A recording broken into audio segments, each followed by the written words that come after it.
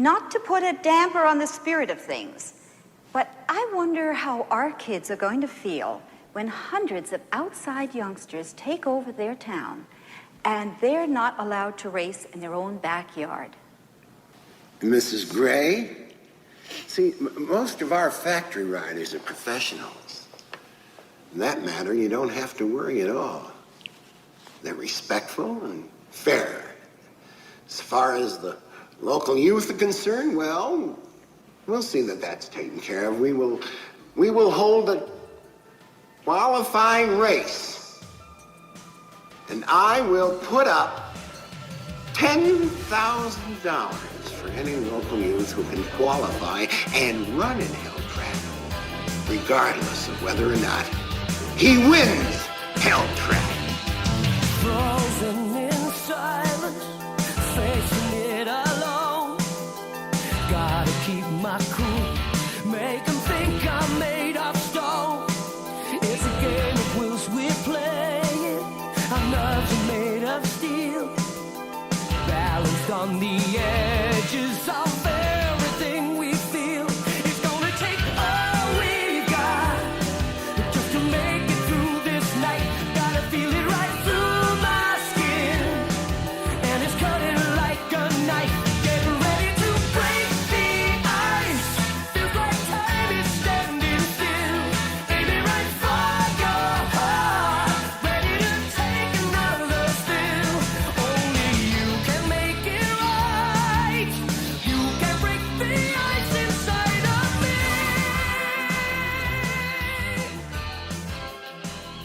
Okay, everybody, welcome back to the DanaBuckler Show. My name is Dana, and welcome to the first episode of 2025.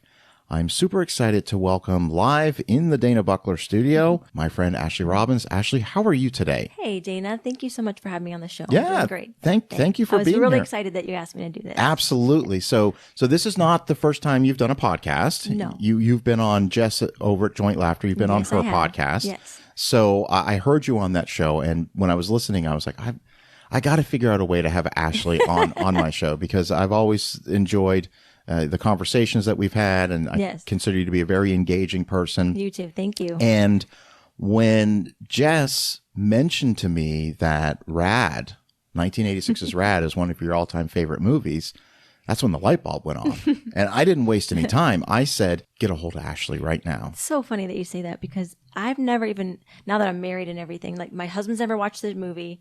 Just me and my sister and our whole family are really the only ones that ever got our eyes and ears on the movie. And so I was so funny, because I know Jessica said, hey, I think Dana's really into a lot of movies. I know you're, obviously a huge movie person. And she said, oh, it's got all these 80s cult classics. And she said Rad. And she's like, who the hell's ever watched Rad? I was like, I love Rad. Yeah, that was a great movie, BMX movie. And so, it's funny how it's got this cult, this cult thing. It does. And it's interesting. Okay, so I'll kick it over to you first. This movie comes out in 1986. From what I understand, you and I are roughly the same age. Yes. So we're from that same generation. Exactly. So tell me when this movie comes on your radar, because I'm 8 years old. Tell me about, the first time you saw the film. So same thing. I was a little young. I think I was born in 79, right? So I was like 7. And I watched it a couple years after it actually came out. And I only got my eyes on it because I was at a friend's house, and we moved a lot when I was a child. And so I had a lot of different kinds of friends. And so in this particular place, we had a lot of guy friends. And so it wasn't unnormal at the time.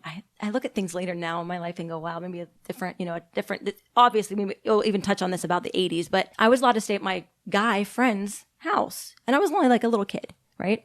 And so we were good friends. All the neighborhood kids came around, and we watched the movie in his basement. I think he got a copy of like the VHS or whatever. And we watched Rad, and we were like instantly like, we're going to build a ramp. We're building a ramp. We already built a fort. So let's get to it. And so then my sister, she was kind of like the takeover kind of a girl, and everyone always loved her. And she was very sporty, very tomboyish, for the time. And so I said, Heather, you got to watch this movie. You're going to love it. And so as soon as she watched it, she's like, let's go build the ramp. And so that's what we started doing. It was like this big childhood thing that I remember like so vividly. I don't remember a lot of things. I don't remember my 10th birthday, but I remember like doing this epic like ramp. It was like this, just we all brought like little hammers and whatever you could find would come out of the dumpster with like plywood to build this ramp because of this movie. It's pretty wild. Yeah, no, and when I tell you, I completely understand because we're of that generation where, especially in the summer times, I'm from Canada, so this would have been up in Nova Scotia the first time I saw the movie. But the neighborhood I lived in, I probably had 7, 8 close friends that we hung out every day, mostly outside. Right. And we all had bicycles. Right. And that was our... That was your freedom. That was our freedom. Right. That was our Yeah. mode of transportation. Exactly. And the first time I saw this movie, it's one of these really interesting stories. So the elementary school I went to, they used to do this thing once a year called Fun Day. And it was where the entire day was dedicated to fun activities for all the students, tug of wars Okay, and, yeah. all, Like our wet field day, maybe? yeah, possibly, like the egg toss. Right, And okay, there's so much fun stuff. So what I remember specifically was every period the bell would ring. And when the bell rang, you were on to your next activity.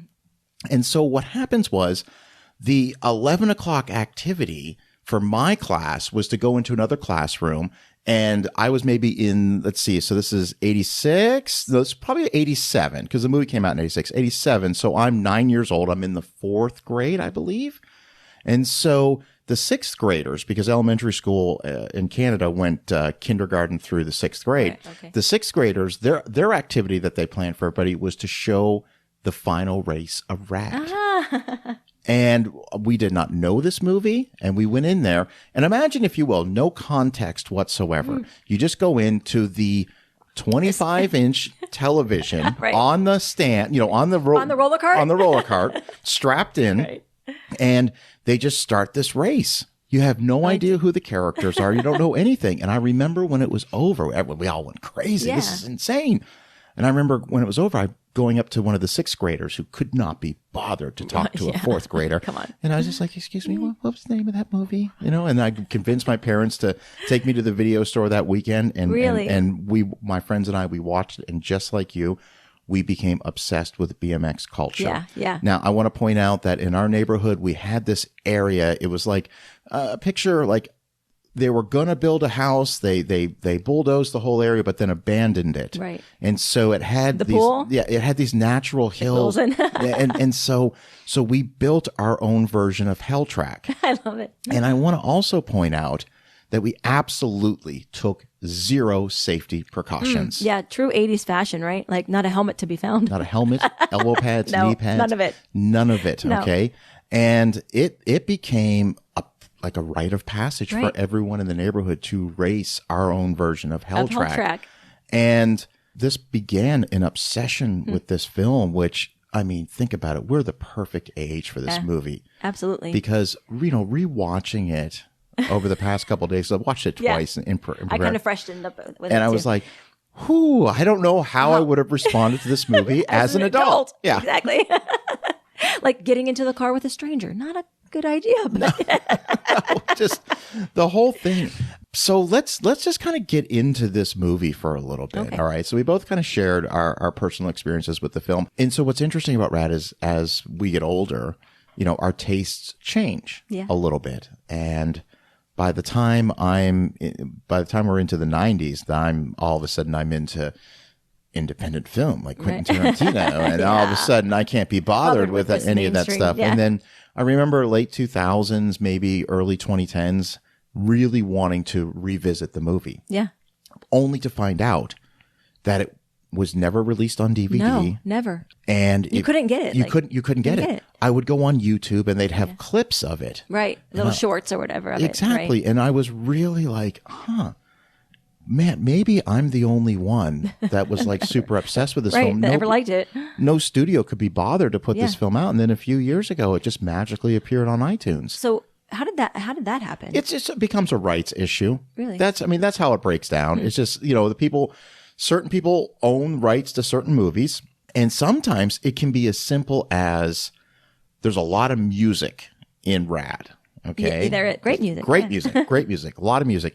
And in order for you to put that out on DVD, Oh, right. you have to get the rights to all of those songs. all of those songs again. For example, I had Glenn Gordon Caron on my podcast last year. He's the guy that created Moonlighting. Oh, I love that movie. Love the show. That show was Great show. Great show. And I asked him point blank, why did it take so long for Moonlighting to end up on streaming? Oh. because it was such It was a great popular show. It was like the longest kiss like in like television history at the time or something. Yeah, it was the first ever will they or won't they, you know, right, show. Exactly. And the thing he told me, and it just the light bulb when I was like, he goes, Dana, we used so much contemporary music at the time in those episodes. We're talking about 5 seasons, 26 episodes a season, and we're using a hip song in almost every episode. And we have to go back and get the rights to each one of those songs in order for us to get the show on there. And so, you know, for me, why Rad never got a DVD release, I think it breaks down to who had the rights to the movie. They didn't feel like selling it. And then once they did sell it, it was like clearing the rights to all of that music. Right. So that's probably why it took so long. So, but what I think was incredible was, I remember last year, it came out in the theater. One night only. I saw that. One night, March 21st. Yeah. Called it Rad Day, and they re-released it. I was doing a dinner and a movie that night. You were? My friend Daniel Gray, who I'm going to talk about later in this episode, he had messaged me and said, you know, they're doing Rad at the Hollywood 16 movie theater in Ocala. He goes, I bought 16 tickets, and I've got 2 for you. Aww. And ultimately, I couldn't go. I was go. No, I was doing a dinner and a movie that night. Oh my gosh! Like, there's no way you could have gone. I mean, I was so bummed out. Man, I'd be bummed too. So I'm going to put it out in the universe right now. Before this year is over with, I will be doing Rad for my dinner and a movie events that I do in town. Super cool. So I'm really excited about it. So Rad is the true definition of an underdog story. Right, so let's get into it just for a little bit. So the plot summary, if you will, is you've got Crew Jones. He's a teenager from a small town. He's completely obsessed with BMX racing. He rides his bike everywhere. The movie opens up and he's delivering newspapers. Let's get into delivering newspapers. That was actually a thing back in the day. So Go. For me, the movie has several ties to my actual life because my first crush was on our paperboy. And I lived at my grandmother's house. And I would wait for him. And she had a pretty long driveway. And I always pretend like I was doing something else, but I knew when he was going to come. And he was so cool, like on his bike or whatever. And now you think about that now, it'd be like so dorky to think of, like, you know. But at the time, it was really cool to be a paperboy. And that was my first crush. And I went back to school later when I was older. And he remembered me because it was so funny. It's such a funny event, you know. I do get it. It tied me to that character too in Crew Jones, you know. I got scammed because by my friend John back then, because he was the local paperboy. And he, you know, after watching Rad, I was like, I want to deliver newspapers that way. And so he was like, you want to help me out? You can help me deliver newspapers, only to find out that he didn't use a bicycle. He just had this canvas sack that he would just walk the paper up to the door. No, it wasn't like fancy at all. Yeah. And then he convinced me a couple times a week to do his route for him. No. And not realizing, now here's how naive I am. I thought he did this as a volunteer job. I didn't realize that he actually got paid to do it. And so he'd be like, hey, listen, Dana, can you deliver my route on Sunday? Oh, sure. Okay, no problem. Only to find out that a year later that he actually was making money from that. So, wow. So, yes. So we're introduced to Crew and his 2 friends. They deliver newspapers. It's just a nice way to feel good. It was really feel good. Yeah, you know, I wonder, I don't know if you know about like video game culture. Are you big on video? Oh, I know the Paperboy game. Paperboy. So did it come out after this movie? Well, it would have been right in this time. Isn't that funny? Because the first I love playing that game. Yeah, that was my favorite game to play on Nintendo. It was frustrating. Very frustrating game. Yeah. You know, so the thing is that him and his friends, like this, like I said, wonderful way to introduce our characters, and a little foreshadowing of the fact that he's pretty good on a bicycle. Right. So, I mean, that's impressive. So this small town, he's obsessed with BMX, but there's something really interesting happening in this town. Mm-hmm. It turns out that, and this is a world I knew nothing about, but I guess the BMX organization out there have decided to build the world's greatest BMX track. Right. And they're going to have this right in that little small town, right? Cochrane, Oregon. Is that what it's supposed to be? Is like an Oregon? It looks like it. Now, I did my research. Filmed entirely in Calgary, Alberta, Canada. Right.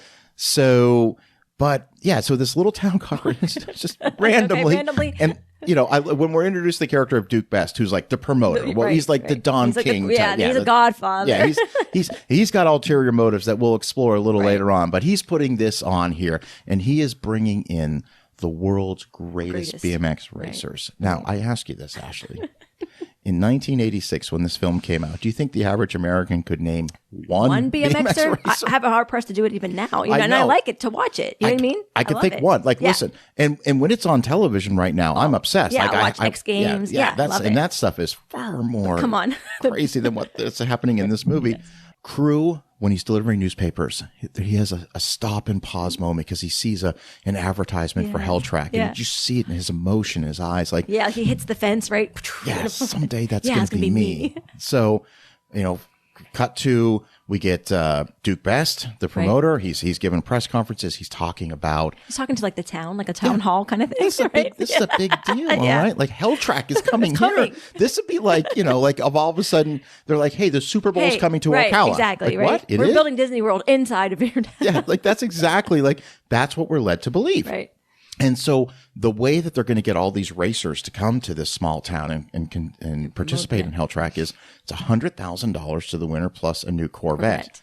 And my goodness, $100 grand, right? 40 100 years grand ago. in the 80s, like whoa, I know that. and a Corvette. I know you could retire on that know. at this point.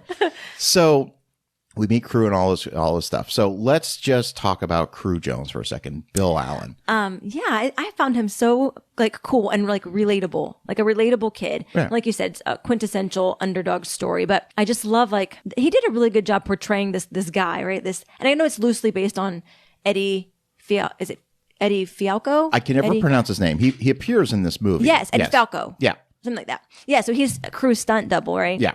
So Crew dyed his hair so he could look like the character Bill Allen dyed his hair so he could look like more like the real guy.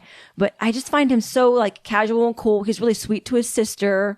Like he picks her up from school and Yeah. things like that. It seems like the whole neighborhood thinks he's like a really nice, good kid, like a good-natured kid. Reminds me of like Ralph Macchio and Karate Kid kind of thing. It's interesting, yeah, because there's definitely Right, like I'm watching this, and this is right in that wheelhouse. Karate Kid is 1984. Right. This is 1986. Karate Kid's a big hit. Big hit. So we're you can see the parallels to this Yeah. one. So Crew's mother, Mrs. Jones. That's Mrs. Jones. We never find out never her know her first name. name. She's just Mrs. Jones. Talia Shire. All Right. right. That's the big get in this movie. Yeah. As far as big actors. Right. It's like, oh, Adrian. yeah. So this movie only has a $3 million budget. Yeah, I read that it had a $3 million budget and only $2 million. It only made ever, $2 million. right? But it was like taken out of the theaters like super fast. And Yeah. yeah.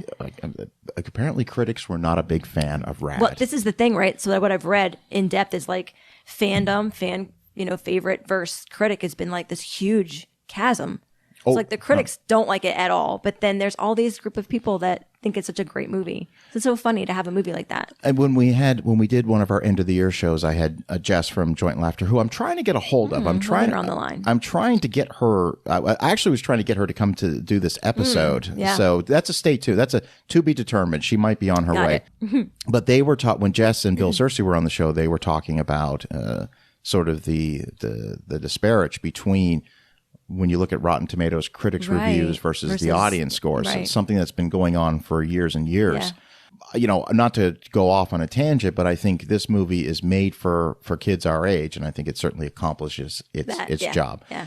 And then the next sort of cast of characters we're going to meet is when the professional riders come into town. Right. All right. So the Hell Track thing, it's happening. It's happening. And we're introduced by a town parade. It's a parade, right? It's an honest to goodness it's parade. like the funniest thing. It's like there's nothing else there but just the BMX people, but it's a parade We're for having them, a parade right? from and the Shriners Yeah, in their yeah. little miniature cars. Yeah.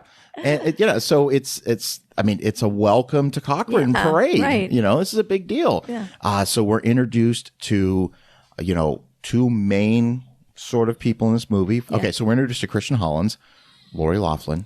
Let's take a moment. Yeah. This is So, 1986. Like when you see her pull up, like she's driving, what is it, like a red Blazer? Yeah, Like absolutely. she's really, this is smoking. Well, right? she's somebody. She's a somebody. Right. She is like it. She's like one. Yeah. She's not one of the hanger-oners like those girls that are Right. always hanging around with Exactly. Bart Isn't and the that funny Reynolds how he twins. always has like two girls on it? Absolutely. And so here's a question for you, not to jump ahead real quick. So I just basically say, so we'll put a pin in Lori Loughlin because Yeah. we're introduced to Bart Taylor, played by two-time Olympic Olympian. medalist Bart Yes. Connor. Bart Connor. Yes. So, okay, and then we meet the Reynolds twins, Right. Rod and Rex. Right, yes. Rod and Rex. So, and then there's the girls in the car with Yes, them. My yes. question is, Are they? all together? Because when we'll get to the dance in a little bit, but you saw what happened there. one girl's dancing with the Right, Reynolds twins, right. the other one's dancing with Bart. Right. Then he's got them both. Yeah. So Who are they? I don't know. I mean, think of their names. What are their names? Foxy and Tiger? Yeah. So, Yeah. So, So there you go. Only such an 80s thing to do, though. Oh, yeah. Right? And get Yeah. away with it. Like, it's not even a big deal in the movie. and nobody in 1986 would have questioned the way they were dressed, their hairstyles, nothing nothing. at all. Like that's exactly what they would Yeah. look like. But so to go back to Christian Holland's Lori Loughlin, she's somebody. Okay. Right. My thing is this: like Lori Loughlin, bless her, I don't think she ages. She doesn't. She looks exactly the same. Like it's not even one of those situations where when you see a very young, so and so actor, you're like, oh wow. Yeah, they really Right? that she looks exactly the same. Now, how old was she in the movie? Do you know? Okay, hold on. I a second. I read that she was 24. There's no way. And that's what I said. Hang on a second. We're going to do some real time. Because I said there's no way she was 24. Hey Siri, how old is Lori Loughlin? Let's take a look here. She is 60 years old. Okay. So this movie came out 39 years ago. So she would have been 21? 21. That's yeah, okay. So she still looks like a little kid because she doesn't look 21 in the movie. No, she does. She genuinely looks like if you told me that character's 15 years old, Right? I would have been like, yeah, Yeah, okay, absolutely. She looks it. Yeah. So then we're introduced to all of these professional BMX riders, but we don't have sort of that inciting incident. Now, in movie lingo, an inciting incident is the thing that happens that drives the story. The catalyst to Yeah, the the rest, catalyst. yeah. Yeah. So right now, all we have is Crew Jones. We've introduced to him and his friends. We know that the hell track is going on. Right. It's going to be this big BMX race. But it's not until Duke gives that press conference right. where the locals are like, what about Our kids. Our kids? What about our kids? Lily stands up at their little collar. What about our kids? She's like, wait a second. What about all the kids? What do they have to look for? What are we going to do? What are we going to do? And on the spot, Duke, Right. who's forever the businessman. Ever the slickster, for sure. Yeah. And he's made a deal with Mr. Hand. yeah. I just call him Mr. Hand Yeah. from Fast Times. Oh, yeah. He's made a deal with Mr. Mr. Hand. Hand. Mr. Hand's like been a principal investor in this Right, hell in track this whole thing. And they're talking about, and they've got, we never know what the deal is, but we're going to make a lot a lot of money. we're gonna clean this town out. He makes a deal right then and there and says, wait a second, all right, in the spirit of fairness, we'll hold a qualifying race. Right. Everyone now, instead of, we've invited 20 riders here, but now what we're going to do is we're going to hold a qualifying race. And if any local youth Right. can qualify for this race, he'll get $10,000 Right. and he'll get to race. And that is sort of the inciting That's incident. the inciting incident that happens. That's what it. drives the story, and Yeah. all of a sudden, Crew believes. So, loving the movie so far. We're only 15 minutes in. Oh, yeah. and the movie is it's already off and Because running. there's just parts of it they're like when he first meets Lori Loughlin's character, Christian, he's letting that lady out for the parade. And it's like there's nothing even going on hardly, but he's But moving that just goes to show that he's such a good kid. such a good kid. Okay, You know? and everybody loves him in it. town, Right. He's our Rocky, Right, You know, exactly. everybody Yeah, loves. yeah, everybody loves him. When you watch the Rocky movie, whenever They're Rocky, just- yeah. yo, Rock, how you doing? Yay. We all love you. So now it's all about, okay, well, during the time when he moves the guard out of the Right. way, the railing, so Yes. that lady can drive through. It's when he makes his first Eye contact with Lori yes. Loughlin. Yeah, and they have that little special moment. Sparks you know? fly Yeah, right then and there. Like I know as a little kid, at my age, I was obviously a little bit younger than their age, but I was like, oh, you just wanted to be her if you were a girl. And you watch that movie, and I don't know how many girls really ever watched that movie like intently. Like I'm not sure, but once me and my sister watched it, we were like, oh yeah, I always wanted to be just like her. You know. No, I get it. I listen. I understand. I have two sisters that are 4 and 6 years older than me, respectfully. Yeah. I don't think they watched this they movie. probably didn't. No, They probably didn't. I think the big influence for me was we had just a lot of guy friends. So we were Yeah. kind of already around that kind of culture. Yeah. You know, there was at that time not even a lot of girls that would go out and BMX race. Not that I knew. They rode their little, cute bikes, but they were this traveling kind of a group of boys. Yeah. And I watched Bill Allen kind of give a little interview about it, saying like, it was at that time such a boy movie for a good movie for boys. You know, Yeah. get outside, go get a sport under your belt, go get some exercise kind of thing. So I thought it was really kind of neat. absolutely. Yeah. So, what I also find interesting is that in addition to the race, in addition to the parade, Right. the town has organized other, Events, right. Like school dance, Right. or the dance is being The held at the dance, school. Because right. it's not just a school dance because all the bike riders. All the adults are there and Bart's drinking. And Bart's drinking. Let's talk about Bart for a second. Bart Taylor. All right. In this movie, he is the world's #1 BMX rider. This would be like, here I go. I'm trying to name a BMX rider by today's standards. This would be like the world's #1 X Games biker. Travis Pastrana or Exactly. something like that, right? Dave like Mira. right. You know, okay. Anybody. one of these big times Right. is in town. And he's at the local high school dance. It's the best. He's hanging out with his 2 chicks, you know, like. and there's okay. This is one thing I wrote this in my notes here. I've got my notes on my screen here in front of me. I wrote this in my notes. This is one of the things that I applauded this movie for. Okay, in this high school dance, instead of doing the very 1980s thing of having a high school band or having a band at your high school right. dance, they actually had a DJ in the I background. saw that. Wasn't that cool? That was realistic. That was like, I gave him props for that. That was cool. However, because that, you get the DJ gets to narrate a couple things, and he goes, "Oh my God, ladies and gentlemen, it looks like Bart and the Reynolds twins. They're going to dance and show They're us. gonna shake it down. They're going to put a show on for us." I know, like what?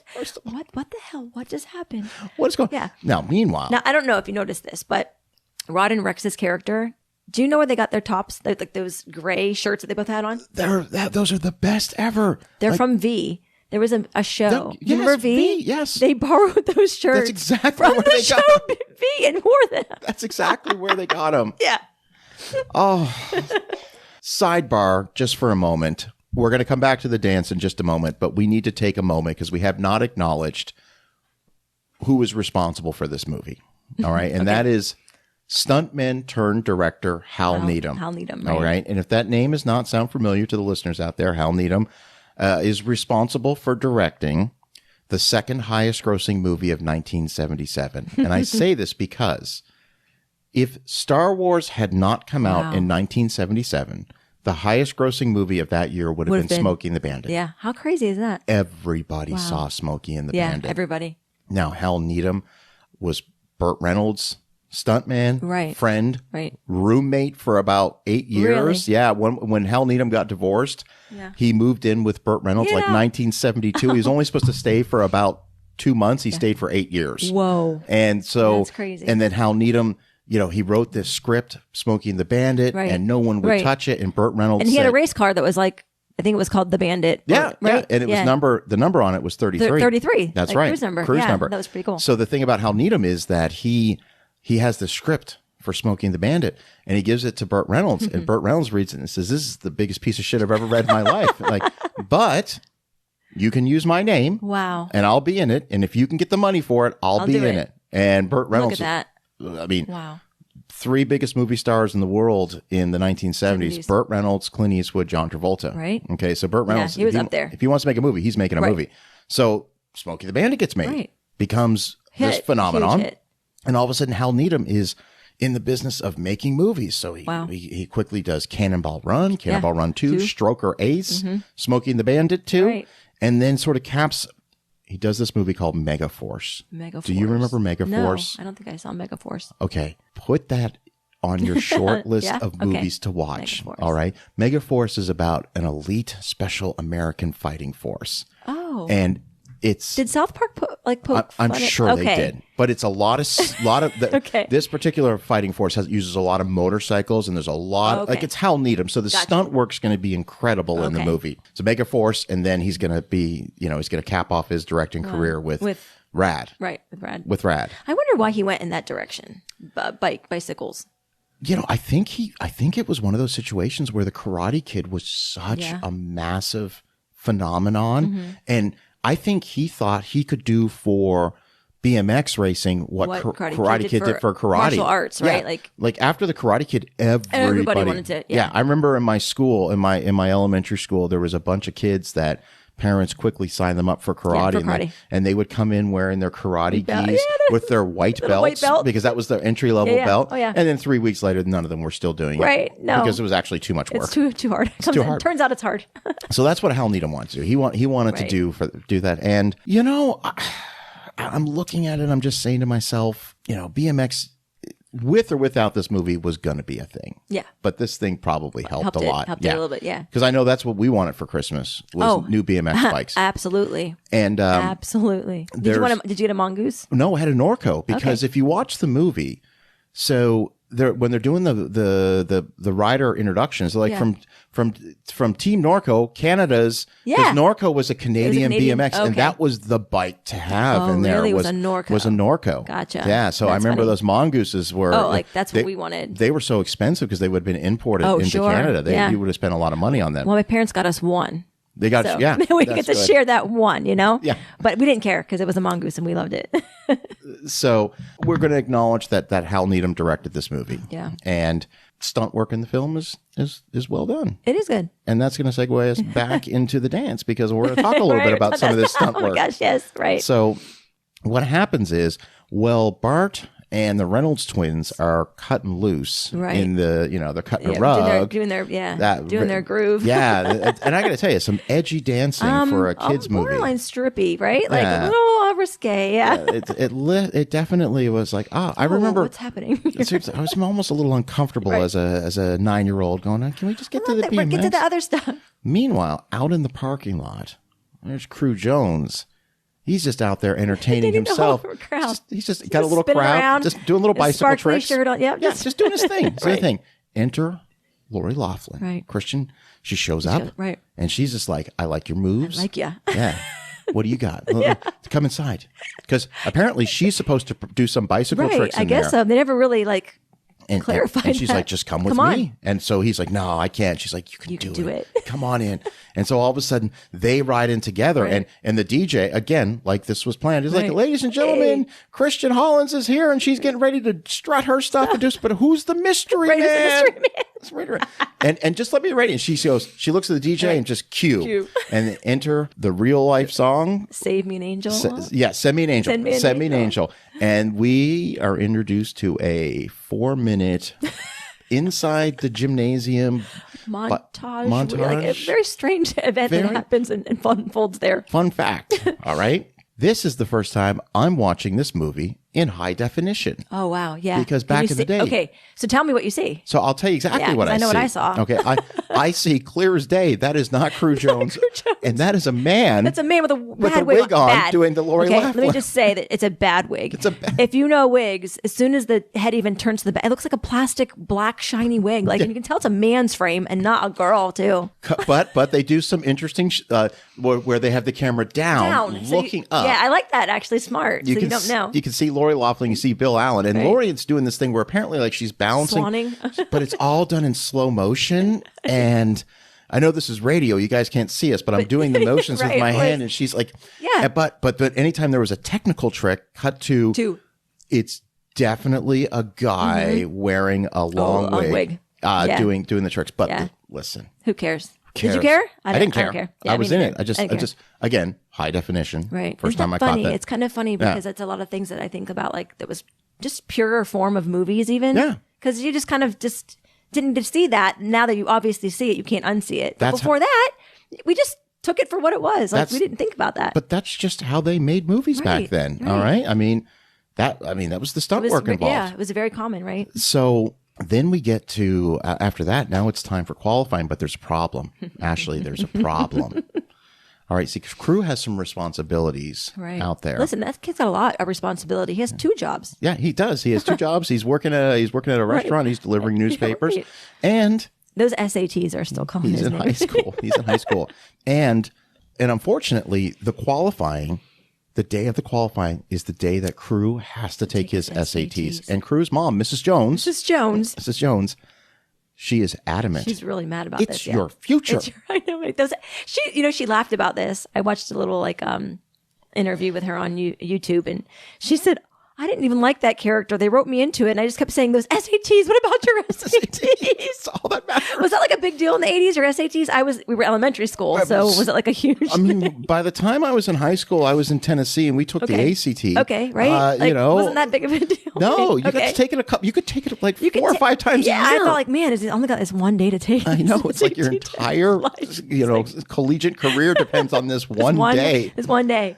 So, but he's got to figure out what to do because, I should mention that there are a couple scenes after the dance before we get to qualifying where crew has been trying to practice this maneuver where the bear back walk, right? Yeah. Yeah, the bear walk. Yeah.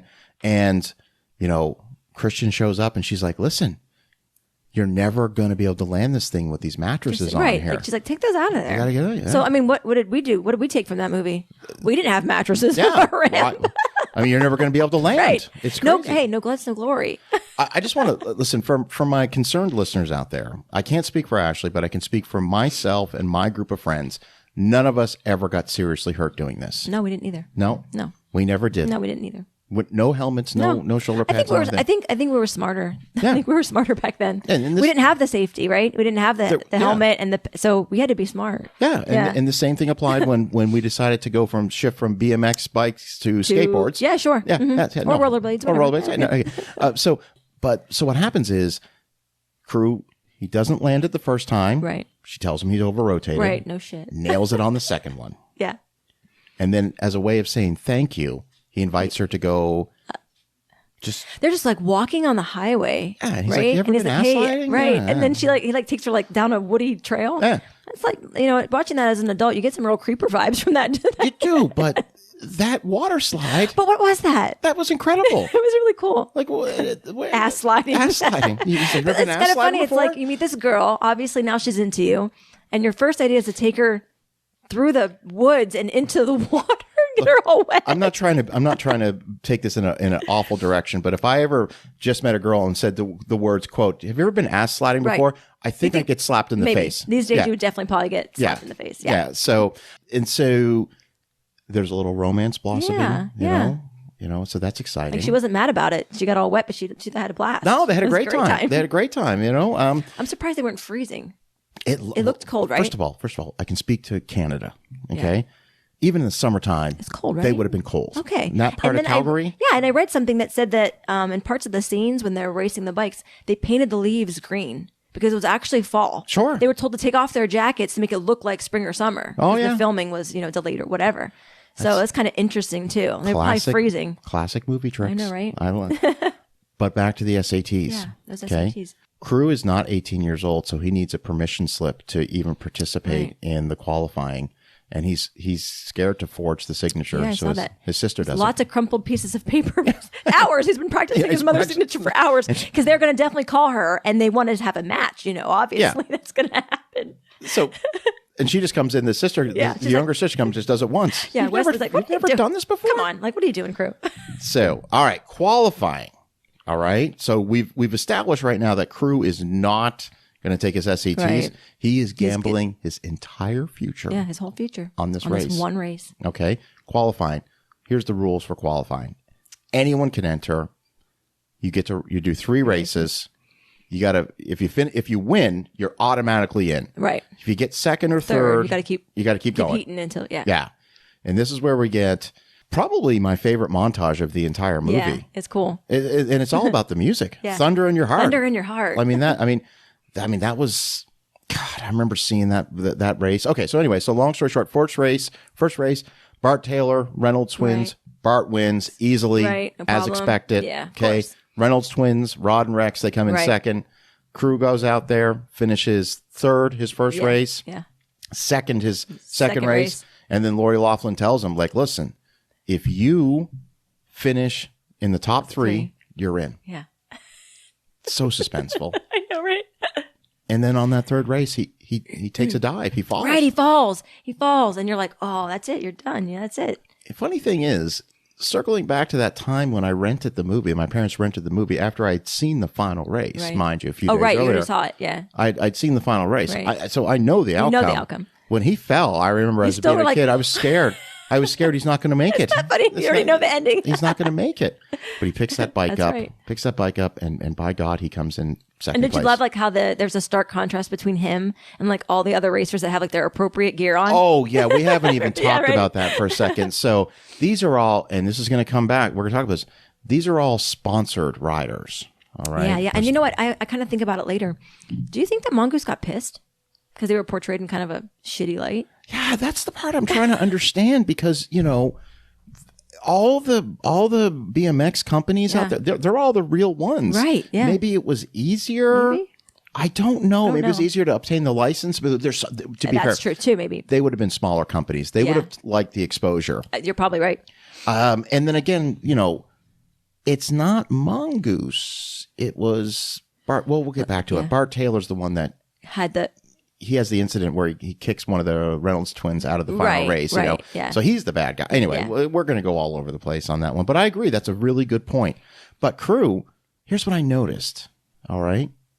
Of course, being a Canadian. Yeah. He's wearing a hockey helmet. Yeah, he was wearing a hockey helmet. He's wearing a hockey And they helmet. announce it, I think. Yeah. I think the one announcer says, and this kid in this beat up or well-used hockey helmet. Yeah. And he's wearing jeans. Because I never noticed it. Yeah. I just heard it. Yeah. Yeah. And the jeans, and he's got his little bandana on Yeah. so his chain doesn't get messed up. And his Converse. Right? Yeah. Yeah. And even his bike looks not as like, good as like theirs. it was pieced together Yeah. from other BMX Right. things, which is the thing my friends and I did. Oh, we did it too. Oh, yeah. Took Like- other people's Yeah. We'd have two tires that didn't match. Yeah, yeah. Handlebars that were painted a different color than this, Yeah. Sometimes no seat. Yeah. So yeah, absolutely. Whatever.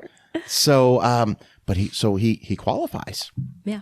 and it's a short-lived celebration, Right. Because his friends pick him up, Right. holding him up in the air. You did it. You did it. You His did face it. just goes like And then he's stone. like, Mrs. Jones shows up, and he's like, "Put me down, Put me down. put me down." And she goes, and this is where she gives him. She gives him the business, right? She tells him that his SATs. His SATs. This is it. You're She's- throwing your life away. for a bicycle race. And then this is what I call the Oscar moment. Right. All right. Whenever I deem something the Oscar moment, this is like if somebody's nominated for an Academy Award, this is the clip they play at the Oscars. It's the still that shows It's the still. yeah. And this is Cruz Jones Haynes. I started out as 1 in 1,000. Now I'm 1 in 20. And to give that up, that would be pretty. Yeah. Right, yeah. And she just says, promise me. Promise me you're taking those SATs. In 6 months. 6 months. Nowadays, you could probably take And maybe it was a thing, that maybe it really was like super like. it's a little easier to take an SAT Right? now. I guess so. so. I've been out of school for Take 30 one right years. now if you want. Yeah, I could probably tomorrow set one up. Good. Probably do it online. But you know what's funny? So that scene right there that you're talking about, she's walking away and Crew's looking at her. And then he says, what does he say? Hey, Mom. Yeah. Right? He goes, It was "Thanks." a perfect spot for an I love you. No, he just goes, thanks. Yeah. And he just says, thanks. And I was like, oh, they should have put an I love you there. That would have been powerful. And she looks with that That looked Talia Shire, Connie Corleone, because that's what she is, yeah. with that look of approval, and just gives the nod.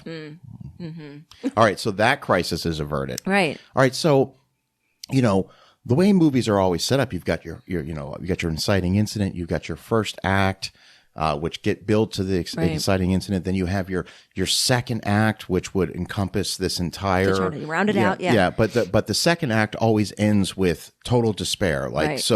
So how do we? You have to get a resolution in the third act. So what happens is this is where we learn that Duke Best. Right. This whole Hell Track thing is it's the big money making thing around this is he has millions of dollars in Bart Taylor merchandise ready to go out to all the department stores. Right, as soon as he wins the race. Let me ask you a question, Ashley. What kind of merchandise do you think we're talking about here? What do we? I mean, obviously T-shirts. T-shirts? Okay. Lunch boxes. Keychains, lunch boxes, bikes. Yeah. All right. Action figures, like the old Evil Knievel, you wind it up. I mean, I'm just curious, what kind of merchandise? What merch, yeah. And is the average person that's going through JCPenney or Sears, because those are the big department stores, are they stopping and going, oh my God, it's Bart Taylor. They got the Bart Taylor gear here. I mean, this is not like a Patrick Mahomes jersey or something, but So, but here's the thing. It's all for nothing if Bart Taylor doesn't win. And now it's like, well, who's this local kid, Crew Jones? This is local yokel. Yeah, like he's going to ruin everything. Right. So Duke's got a plan. He's got to make up some new rules. Well, he's got a plan. First of all, he's going to meet with Crew. Right. He's going to tell him to get in the car. That's when he bribes him to get in the car. And we don't see the whole conversation. We see them get in there, and he's like, "I want to make you famous." Right. Cut to something else. Right. It cut to the two girls that the hanger-ons in the shopping store. Yes. In the department store. And then we cut back to Crew Jones, and he's like, "We don't know what they've talked about," Right. but he's just like, "How could dare you?" And I would never do that. And I only race for me. Or I'm out of here. Yeah. And we're like, Oh, what happened? what was that about? And then we find out, because now, since Crew has decided not to play ball with Duke, and Right. we'll find out in a minute what the offer was, that Duke is now going to go out of his way to prevent Crew Right. from racing. Like at all costs kind of thing. First thing he does, Crew shows up to a riders only event, and he's Right. denied entry. Denied entry. Doesn't have a sponsor. Yep, needs a sponsor. Party's over. Yeah. Party's over already. They're We all have- just bummed. It's like, oh, but, man. hey, you know what? Movie's over. Is this when he takes like his bender? Yeah, he's really upset. Yeah. Movie's over. He doesn't know what are we going to do? Yeah, he goes to like his shed or wherever he hangs out. Yeah, so he's- like random place. Yeah, that he he's just, hangs he's just out. gonna, I almost thought he was going to pull a Kevin Bacon and start dancing his problems away, Right? like in Footloose. Yeah. So he goes back to his second job, and this is where his sister has made a Crew is rad shirt, and some random lady comes up and is like, "Can I buy a couple of those?" And light bulb goes off. Oh my God! Yeah, now he's an entrepreneur too. They're going to create their own Rad Racing. Right. They've created their own sponsor. So movie's back on. Right, back together. All right. So now, once Duke finds this out, he says, well, now we're going to have to say that in order for you to participate in this race, you have to have at least $50,000 in sales. And then I don't know what we're going to do. Except maybe the town's going to come together Right. and help out. In true 80s fashion. In true 80s fashion. And what I love about it is the town is they're all behind Crew, and they raise some money, but not enough. And they're giving some big money. Did you hear some of the donations Yeah. back in like $500? That's a lot of money. That's a lot of money. That's a lot of He's money. giving to a kid with a bike. I know. And he's got a 1 in 20 shot of winning this race. Right. So the thing is, we learn that why Duke is doing this to him is because Duke is so worried that Crew could win this race and screw up the millions of dollars of merchandise that's He's going to all the department Bart Taylor stores, merchandise. all the Bart Taylor merchandise. He's worried about that. So he wants Crew to take a dive. To take a dive. Yeah. To throw the race. Right. And if he does that, he's going to be a millionaire. He's going to be famous. He'll eventually have merchandise in all the department stores. Exactly. It's going to be a big deal. Yeah, big thing. But not our Crew Jones. No. Not the guy that will stop a parade so for a a lady lady. who's got her groceries. It's not, by the way, it's not even, I've got my kids home alone. No, right. I've got I got groceries, groceries in the car. It's the best. So what happens is we get the money raised. Right. All right. We're excited. Now it's time for the race. Here's what I love about this. Okay. I'm watching this, and I know that they built that track purposely for the movie, including that. They did. They did. It was purposely did. built, including the 25-foot and wall. They said that it was even delayed because a lot of the riders wouldn't go down Yeah. the first wall that he Yeah. made. It was too high. too steep and Too too steep, high. yeah. They were like, we're not doing that. And they're professional. And they're the professional BMXers. Right? So like, all right, we'll tone it down a little bit. Like, I've yet to ever see that. Now, X Games are insane. Oh, People yeah, are doing that's these crazy. crazy ramps. Sure. But back then, No, you didn't see that. that wasn't happening. No, that was not happening. The rest of the track, sure, I Yeah. get that. But here's what I respect about this, Ashlee. I respect that they built that track, they put real riders in it, Yeah. and they show us the whole race. You see the whole race. The whole 4 Now laps. that would have been a montage or Yeah. a cut scene or, whatever. Absolutely. They show you the whole race. whole race. Yeah. And when we Because get you kind of feel like you're in it when they do Yeah, that. no, Yeah. and the stakes are high. Right. They're so high. Can we talk about sort of the glaring thing that Bart does wrong here? Because he was going to win the race. He was going to win. Why did he do that? Why does he stop? In the tire area, like Yeah. and he says, "Come on!" Like, why would you do that? I mean, that's the point of the whole. Like, I remember Yeah. watching that. I remember it didn't register with me as a kid watching it, but watching it now, I'm like, Yeah. why Why would did you he throw do the that? race? I mean, that would be like a NFL quarterback just, purposely throwing a ball into the, Yeah. purposely throwing an interception. Unless because he was just tired of. Yeah. I mean, I don't know. It was weird. that's a good point. know what I mean? He might have been tired of the drama All with, that- with Duke Best. Yeah. Like So- he's always putting him up there as What did you think of the race? I liked the race. I thought it was great. Like it seemed to me at the time, it seemed very real, and I loved it. I liked the whoop de doos, and all the wipeouts. I liked it. I thought it was cool. And he does the backflip. the backflip, yes. That was Listen, he's doing the backflip, still winning, still winning. Yeah, winning. no, and it was awesome. So, the thing is this, like, Crew in typical, we got to set the stakes. He does wipe Right. out. He goes right over the Right. rim, and then but he comes back. And if Bart doesn't stop, Bart wins. Right. But Bart stops, right. And then Crew wins. Right. All right? Right. Awesome. And this is the thing I love about 80s movies. Okay. I pointed this out the last time I did Dinner, a movie where I did Dirty Dancing. Yeah.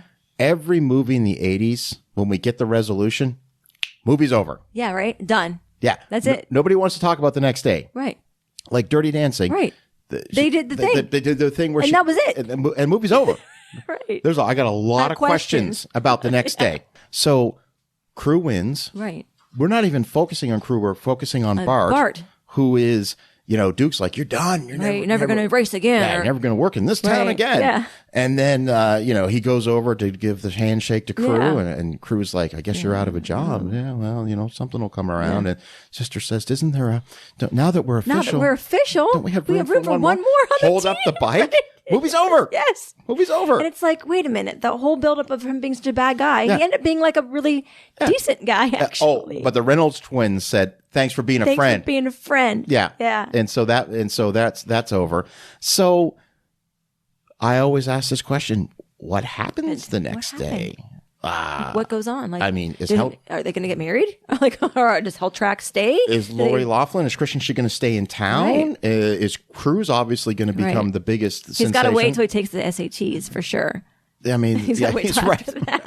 Is that the sequel, Rad 2? The SAT scores? Yes. So, and the whole movie is him taking his BMX to make it to the SATs in time. He does a backflip. Like very Ferris Bueller-ish. Yeah, exactly. That's good stuff. That's just kind of us recapping the movie. So, upon its release in 1986, Rad received mixed reviews from critics and underperformed at the box office, grossing only $2 million against the $3 million budget. Some critics found the film's plot and dialogue to be cliche and predictable, while others praised its energy and enthusiasm for BMX racing. So we get a real mixed bag on the reviews here. The New York Times criticized the film's music and dialogue. I'm going to push back on that one. Yes, the dialogue in some parts is not good. It's not good. In fact, the acting in most parts is not good. It's just not good. But the fucking music's awesome. But the music is awesome. So I push back against the New York Times. You're supposed to be a distinguished, paper of character. Yes. All right, let's see. Stating that it said music and dialogue, stating that it might appeal to teenagers, but would likely annoy anyone over 20 years old. Film historian Leonard Maltin gave Rad his lowest possible rating and calling it a bomb and criticizing its lack of originality. Wow. However, despite the initial negative reception, Rad gained a cult following through home video releases and has since become a classic amongst BMX enthusiasts and fans of 1980s films. Yeah, that's such a great story at the end of it, right? Yeah. Like, that's so cool. I want to mention my friend Daniel Gray real quick here because I said, I'm going to be recording this episode with my friend Ashlee, and I know you love Rad, and you were so gracious as to buy me a ticket to this movie, and you never got an opportunity. I never got to go. And I said, just send me a message to tell me what the movie means to you. Right. And this is what he wrote. He said, Rad was the movie that bonded my brothers and I. We thought we were invincible on our Huffies.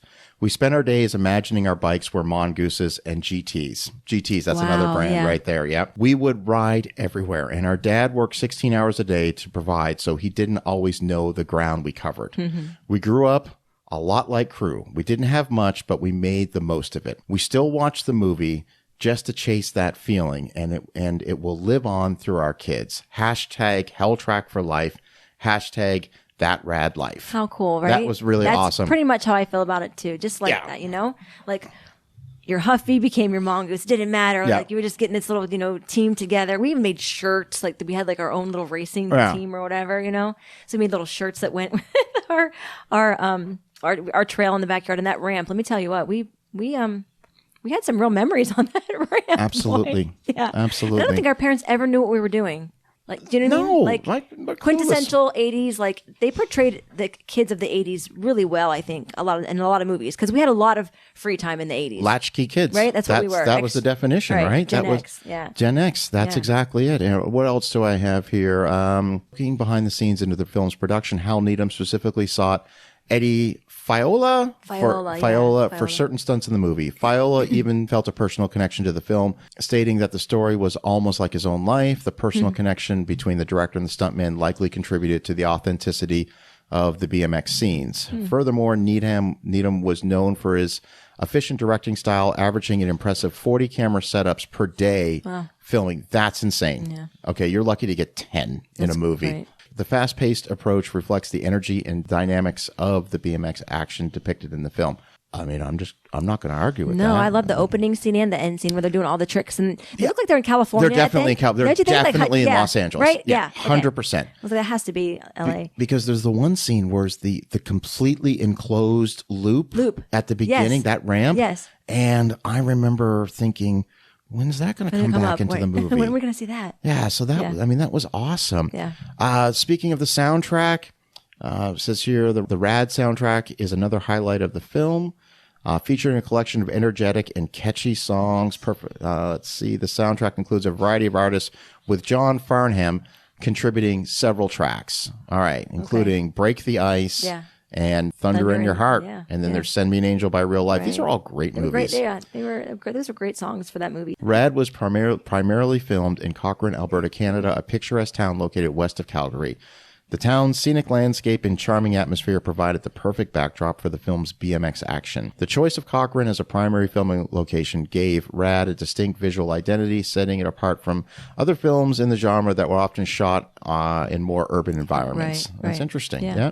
Let's see. The end credits trivia. These are some notes here, okay? The end credits of Rad offer some interesting trivia. As mentioned earlier, they featured impressive BMX stunts performed by R.L. Osborne, Martin Abreu. They also include a warning about the dangerous nature of stunts, advising viewers not to attempt them. Oh, wow. Very interesting. I never Let's saw see. that. Never read that. Where to watch and buy Rad. Okay. Rad is readily accessible for those who want to experience the BMX Classic. It's currently available for streaming on various platforms, including Amazon and Apple TV. Oh, cool. It can be rented or purchased digitally on the platforms like Amazon, Apple TV, et cetera, et cetera. For those who prefer physical media, Rad is available on DVD and Blu-ray, special editions of the film, including a superfan edition with bonus footage and a Q&A. Are also available. Really? That's cool. And I'm putting this out into the universe. I am trying to get Bill Allen on the show. Really? Yeah, Really? I've sent him a message. I'm hoping he'll listen to this episode. Has he been in anything else like that I would? Yeah, well, he was a character actor. You know, he did Yeah. like episode of Hill Street Blues. That's where they found him, That's right? how they found him. Yeah, And that's all where they stuff. So found him. he's always been a working actor. Yeah.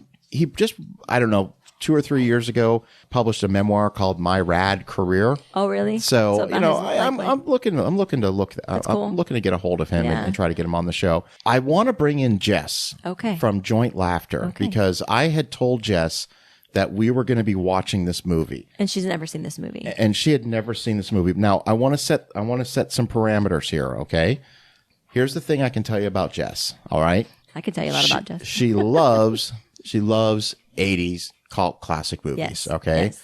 You can find her any day of the week watching a number of different canon films. Mm-hmm.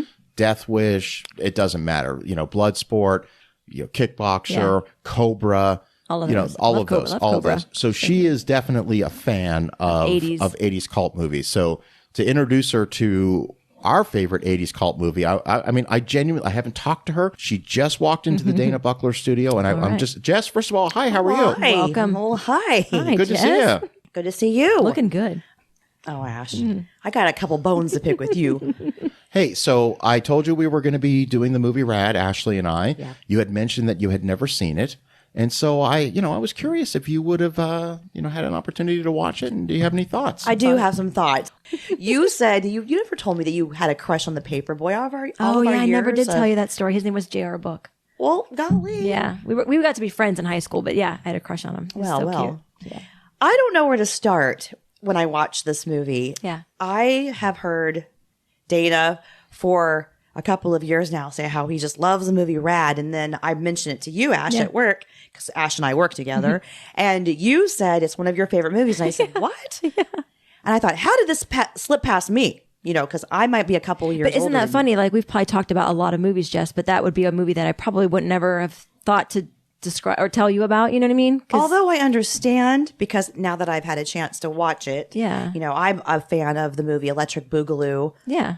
Karate Kid. Yeah, exactly. You know. I mean, there was even some sport ones that came with like this genre, but like BMX Bandits. right? Yeah, and- there was a and- bunch. There was like yeah, one there was with the dirt skate- bike kid, Yeah, gleaming Oh, the yes. cube. Yes, you know, these yes. things all I'm existed. all about and like think about like even karate newer stuff. movies now that are sport like Point Break. You know, we love those Yeah. movies. Yes. So, yeah. And all of the Jean-Claude Van Damme movies. Oh, yeah, so yeah. I'm right Yeah. there with all of the sporty kind of But what did you really movies. think about it? Oh, well, can we start with Jack Weston? Jack Weston, who's Mr. Best, Duke Best. Yes, yes. What a creepy guy. Listen, don't you watch that movie as an adult, and this is your first time watching it, Jess. You see this crew who's obviously a sweet kid, and it seems like he's got a good head on his shoulders, but he's very immature to get into a car. He says, he didn't talk to him through the window. That guy is like, he's have a seat. The spokesman right, for creeper. pedophile. Yes, That was a total creeper's car, Yeah, too. it That he was, wasn't it? into, Yeah. with the big Right plush down the way the front guy seats. talks. Yeah. And of course, obviously, it was before people put braces on their teeth. And I know. And he's always drinking. And he talks like this. At the school dance. Like, hey, let's go have a And nip over here. Y'all remember the movie Dirty Dancing? Oh, yeah. Yeah, And yeah. he was the director Yeah, for he ran the country He ran the club. whole thing. Kellerman's. Yeah. Yeah. And then at the end where he did the Kellerman's anthem. Yeah, absolutely. Visitors, staffs, and guests. You remember that song? I do. Right before they did the I've had the time of my life. Well, he was creepy then too. Yeah, he was. What's the old man's name in the movie that he ends up? Ray Watson is Ray his Watson. name. And his name is Burton Timmer. Burton Timmer. Burton in this Timmer. movie. He'll always be Mr. Hand. I love the middle finger in that. Oh, yeah. Oh yeah, It's Yeah. great. He was also in another movie. He's been in lots of movies. He's been a lot. Yeah, big character actor. But he's the one that ultimately puts up the money right for crew to right. be So able that to was race. the big Yeah. and you kind of just had that feeling like it was going to Absolutely. happen. But the one thing that stood out to me the most was I'm all about music was a soundtrack. It sounded like I felt like it had a Sylvester Stallone feel. Yeah, yeah. So Frank Stallone, who's the brother of Sylvester, my favorite is Sylvester Stallone. Yeah. So I felt like I was watching a Rocky Type kind show. of movie. Yeah. Without the music. How did you like the dance scene? Well, Did you? I'll tell you what. When I heard that one song where I was kick my leg in the air, I was dancing. I like any of those 80s. I love 80s movies, and that made me miss 80s movies. So, besides the hairdos, Oh my, yeah, the outfits, I know. Lori Laughlin's feather, the perfect feather. Yeah, Good I know. Lord. She had a good But going back to Crew when he was talking to his mom. Yes, Mrs. Jones. Mrs. Jones. So we have a feel of today where everybody, all the kids, everyone's so sensitive. Everyone's all about going to therapy, this and that. When he was telling his mom, you're all about my SATs, but this is an opportunity for me that I might miss. This could be very self-destructive for me. Very I thought, self-destructive. He went with a self-destructive. Yeah. I thought, wow, even back in the early 80s, they were being, I felt like he's talked to a therapist of today. Well, I mean, look how bummed he got when that whole thing happened, and he was so bummed. He was kind of staring out the window with his little blanket on. He was Yeah. making him hot chocolate or whatever. Man, they fell in love fast, They did. I think the whole story takes place over 3 days. right? Like that was a fast love story. that's the way it usually works, though, in movies. yeah. It's usually very, very It's like, quick. yeah, as soon as she meets him, that's it. They're just together. Like she's just with him. You mentioned Crew. You mentioned Duke Best. You've mentioned the music. But you still haven't given us a thumbs up or thumbs down on the movie. Right. Well, I'm going to pull a Bill Cersei here Okay. and say Rotten Tomatoes gave this movie 44%. That's actually higher than I expected. And Yeah, me too. Popcorn gave it 90%. yeah, that makes sense. that makes sense. Yep. Yep. But where do you stand? I'm going to be fair on it Okay. because I have a hard time making fun of you guys when I am a huge fan of the movie Purple Rain. So, That's okay. That That's Purple great. Rain's great. but you know how everyone makes fun of Purple Rain? They do. Yes. Really? Yes. In fact, Dana, if I ever did a private dinner and a movie with you at your restaurant, I would pick Purple Rain. You wouldn't be the first. Yeah, it's a good movie. Have you ever done Purple Rain in a month 275? ago. Remember?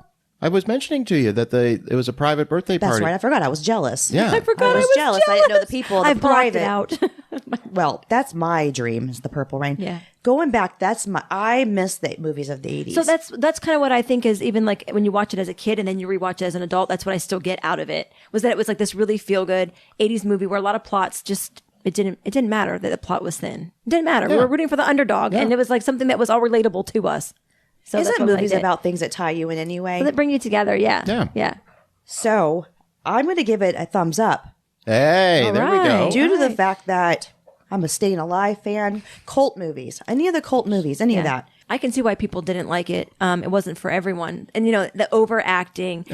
In today's culture, it would probably been borderline. I don't know, like macho. Like a macho movie? Do I you don't think? call it overacting though, because the people that they brought in, they were real professionals. Some of them. Yeah. Well, So, yeah. they don't know how to act. It's just like, I'll call it bad acting in the yeah, movie. yeah. I'm not afraid to say Yeah. that. don't like, we, don't we but give it a that's- get out of jail Some free of the card? dialogue was just like so unnatural that you're That's all. A lot of that falls on the director. Yeah, you yeah, know? Get out of jail Yeah. free card. Like- When people are going to know automatically that these aren't real actors, just like the movie Roadhouse, the new Yeah, Roadhouse that exactly. came out, and the fighter, who's the guy with the Irish fighter?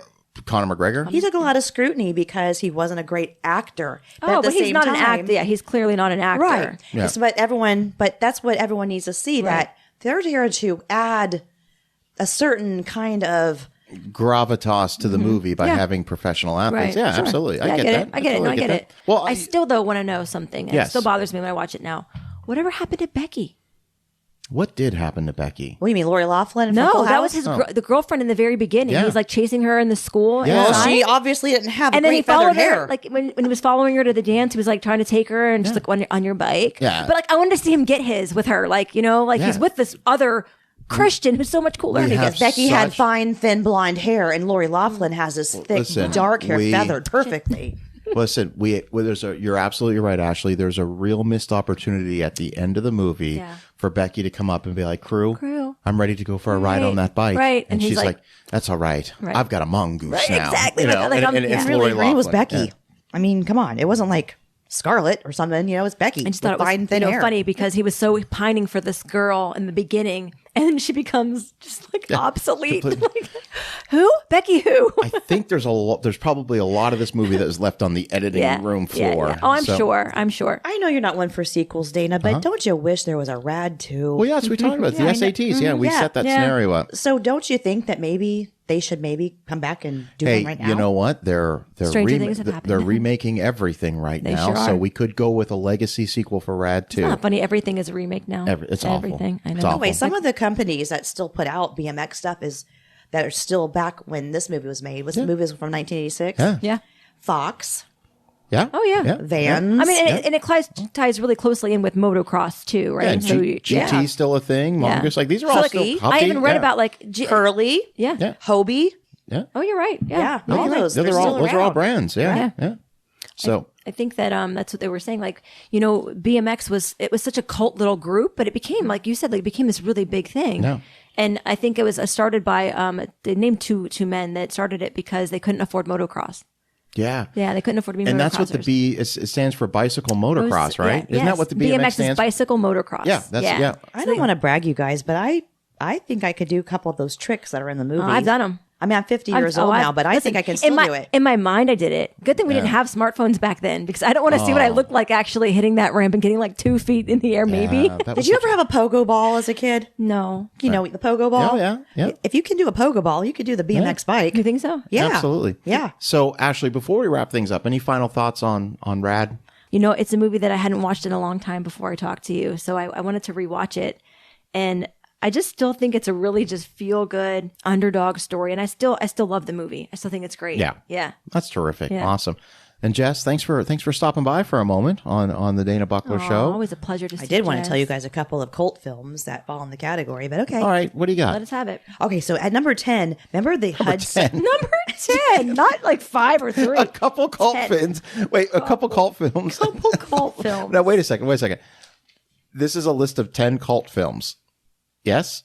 It is. Okay. All right. Let's go through it real quick. Okay. Go. Number 10, The Hudsucker Proxy. Yeah. Coen Brothers movie. Okay. Okay. By the way, I have not seen this list. So Okay. okay. Go ahead. Number 9, Clerks. Clerks. Yeah. Clerks, 1994. oh. Kevin Smith. That, Yes. that could All be a under stay the tuned. category Yeah. of cult films. Yeah. Number 8, Crybaby. Yeah. With Johnny Depp. Yeah. Yeah. Rebecca De Mornay. And remember Ricky Lake? Yeah. Yeah. Oh, yeah. Ricky Lake. Yeah. Before she had her talk show. Yeah. Yeah. Yep. 7, But I'm a Cheerleader. I didn't see that. 7? Number 7's that. Oh, numbers. I thought when you said 7, I thought you meant The movie 7. the Fincher movie. I was like, oh, okay. Oh, that's- But I'm a cheerleader. Okay. Yeah. Okay. Number 6, Ghost Dog. Ghost Dog Way of the Samurai with Forrest Whitaker. That's didn't see that. a surprisingly good movie. Was that Forrest's first movie? No. Forrest's first movie was 1982's Fast Times at Ridgemont High. Okay. Number 5, He played Jefferson. Half Baked. Oh, Half-Baked, yeah, Half-Baked. 98, yeah. Chappelle. It's a great Yeah, it's a show. Did Come you on. want to see Chappelle on Saturday Night Live? I love Chappelle. the other Yeah, night? we're recording this post. We're actually recording this. We're not getting political, but we're recording this on Post-inauguration. inauguration day. So Chappelle was the host of SNL. You can find it on YouTube. His Yeah. monologue is 17 minutes. Is it really? long. Yeah, Oh, it's is really it good. funny? I like Yeah. Chappelle so much. Number 4, Office Space. Office Space. Oh, yeah, the stapler, best. stapler. I need my stapler. There's The so many best. one-liners from that. Yeah. So many one-liners. Number 3, The Big Lebowski. Yeah, Yeah. Another Why not Coen brothers. Lebowski? Another I have to Coen- admit, I've never seen that. Oh, I know. Really? How many I know. Oh, I know. love I it. know. I know. Love I'm it. gonna watch that Number tonight. 2, Yeah. Dana, one of his favorites, Dazed and Confused. Yeah. Dazed and Confused is great. Absolutely. And Matthew McConaughey. Matthew McConaughey, Yeah. Richard Linklater Yeah. film. Yeah. And number 1, Fear the Loathing from Vegas. Fear and Loathing in Las Las Vegas. Vegas. Yeah. So that's based on Hunter S. Thompson's memoir of his time in Las Vegas. Johnny Depp, Benicio del Toro. Yeah, yeah. That is that's directed by Terry Gilliam. He's one of the Monty Python guys. He also directed what's the movie with 12 Monkeys? Oh yeah, Brad Brad Pitt. Pitt. With Brad Pitt Madeline and- Stowe. Isn't Yeah, that yeah. Bruce Willis as Bruce well? Willis, yeah. Terry Gilliam, yeah. It's that movie. You ever seen Fear and Loathing in Las Vegas? Yeah, No. I have. It's out there. But I out love there. Benicio del And Toro. do you remember the cover art for it? Oh, yeah, it's like all- the Picasso painting where yeah. he's like holding it. It's all weird and wavy. Yeah. So- Those how about good- Natural Born Killers? Exactly. Well- That's a good one. Mm-hmm. And I like to say this. Why wasn't True Romance ever considered a cult film? It is. Oh, it is. It has It's to be, right? 100% Why is. isn't it in the top 10? I don't know who put that list together. Yeah. Well, It That's a definitely great one. is. Yeah. love True Because Romance. by all metrics, True Romance didn't do well at the box office. Right. Has Don't an know why. amazing following. The episode that Jason and I did on True Romance is amongst one of the highest downloaded in this show's Really? history. Oh yeah, Really? people. Yeah, absolutely. That's one of my favorite episodes Yeah. of the Dana Buckler show. That's awesome. So I don't know who put that list Yeah, together, but it is. we could put a list together. Here, in fact, here's a future episode: our 5 favorite Yeah. cult movies, That's and right. we each We'll do go it. off that. Yeah. That's a Oh, future that's a good episode. Oh, one. that's a good Oh, one. yes. All right, Yeah. perfect. Well, listen, Jess, thank you for stopping by the Thank Dana you for Buckler having Show. me. Yes. Ashley, Yes. thank you so Thank much. you, Dana. I had so much fun doing this. Thank you so much. This is a blast. Thanks for having me on. So this is your first, but it certainly won't be All your right. last time on the Dana Okay. Buckler Show. Sounds great. And Jess, I know we're going to have you back on for some more episodes of When Movies Were Movies. And, Oh, yeah. And I've actually had a little fan feedback. People want to know, when we were doing the end of the year show where we were talking about movies, a lot of people said, well, when are you going to talk about the television shows? So we're going to, I've already talked to TV, Bill all Searcy. right. We're going to bring him back on that one. And for our listeners out there, a couple future episodes down the road, Bill and I recorded an episode we thought was going to be called When Movies Were Movies, but we started talking about the hospitality and restaurant industry. And next thing you know, an hour later, we were still talking about it. So that's it. So we've got the restaurant episode coming out soon. And then Bill and I are recording a commentary track for the 1988 Jean-Claude Van Damme film, Bloodsport. Bloodsport. Awesome. So once again, Ashley, thank you so Thank much. you. Thank you very much. Jess, thanks for stopping by. And my name is Dana Buckler, and thank you so much for listening. Taking a chance, risking it all for the thrill of the moment. Taking a stand, you ain't gonna fall. You've always known it. They're dying to shake you, trying to